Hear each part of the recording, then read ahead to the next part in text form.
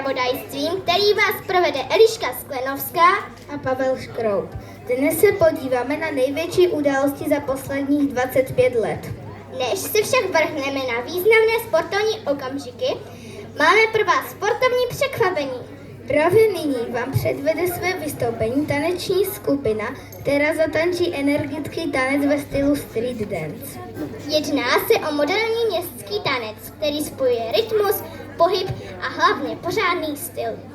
Pojďme společně přivítat naše tanečnice velkým potleskem.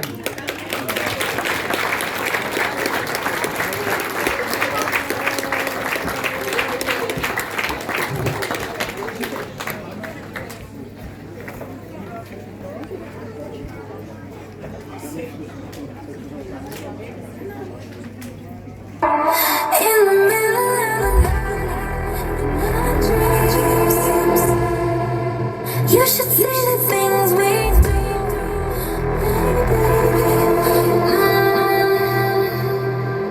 In the middle of the night, my dreams.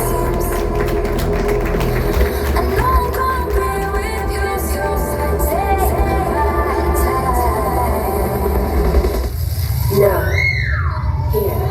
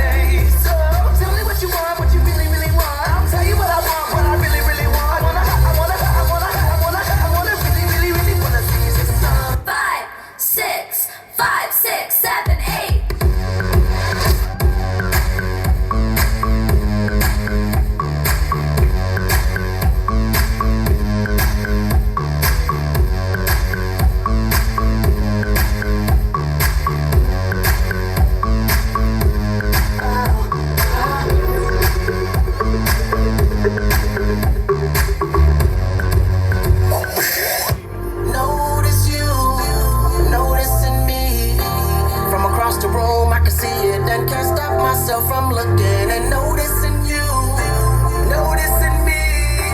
Watch out, I've seen a type before. That girl is so dangerous. That girl is so dangerous. That girl is so bad girl. I've seen a type before. She's so dangerous. That girl is so dangerous. That girl is so bad girl. Yeah.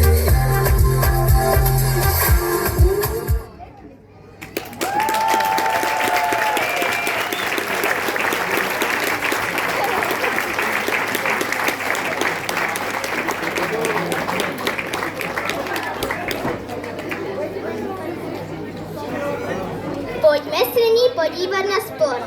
V uplynulých 25 letech jsme zažili spoustu nezapomenutelných okamžiků. V roce 2018 Ester Ledecká šokovala svět, když vyhrála 2 zlaté medaile na olympiádě. Spojíme se nyní s naším reportérem, který byl přímo na místě. Hlásím se z Pchjongjangu. Vedle mě stojí Ester Ledecká, která vyhrála 2 zlaté medaile. Jak je možné, že jste vyhrála zlato na lyžích i na snowboardu? No, já jsem si prostě spletla závod. Jela jsem dolů, jak jsem zvyklá. A ono to vyšlo. Jaký to byl pocit stát 2krát na stupních vítězů? Trochu mě bolelo za krkem z toho, jak jsou medaile těžké, ale jinak dobrý, díky moc. Gratulujeme, ať to dál sviští.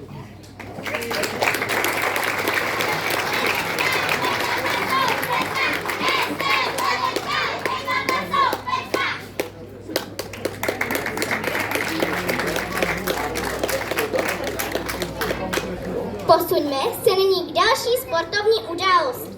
Ačkoliv letos pro nás mistrovství světa v hokeji nedopadlo úspěšně, protože jsme skončili již ve čtvrtfinále, v loňském roce jsme sklidili velký úspěch.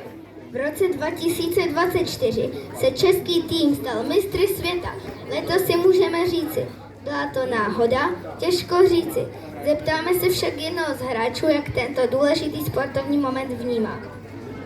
Zdravím vás tady živě ze stadionu a vedle mě stojí skvělý střelec David Pastrňák, který nám řekne pár slov k výbornému výsledku. Jak si cítíte po dnešní výhře? Tak určitě, je to krásný pocit. Byl to náročný zápas? Kluci makali a trenér připravil super taktiku. Děkujeme, David. Děkujeme, Davide. Co byste vzkázal fanoušku? Tak určitě. Děkujeme za podporu. Děkujeme, Davide. Byli jste neskuteční. Tak určitě.